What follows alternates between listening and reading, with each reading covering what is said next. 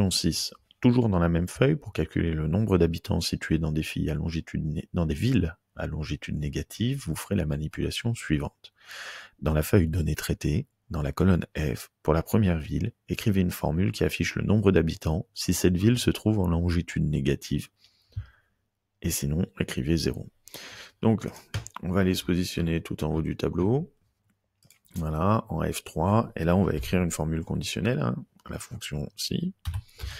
Donc, si on ouvre la parenthèse, première chose, donc 3 arguments. Premier argument, c'est le test logique. Donc, on veut savoir si la longitude est négative. Donc, est-ce que D3 est inférieur à 0 ?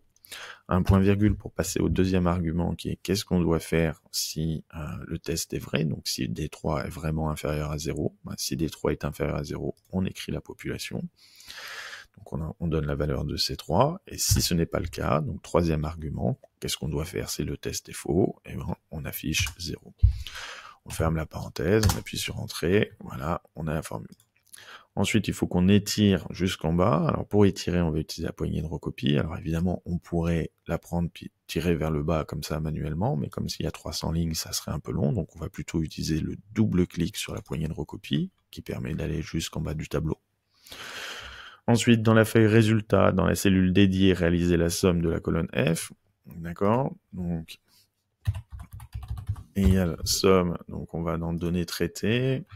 On va de F3, toujours CTRL-SHIFT vers le bas, de F3 jusqu'à F302. On n'oublie pas de valider la phase de sélection en recliquant dans la barre de formule. On ferme la parenthèse, on appuie sur Entrée. Et dans la feuille Données traitées, il nous demande une dernière chose, c'est masquer la colonne F. Donc on va sélectionner la colonne F. Alors, le plus simple, on va tenter clic droit, et vous voyez, il y a masquer qui est proposé, donc on fait masquer. L'autre solution aurait été d'aller dans Accueil, Format, et puis là on a masqué, affiché, et on aurait pu masquer les colonnes.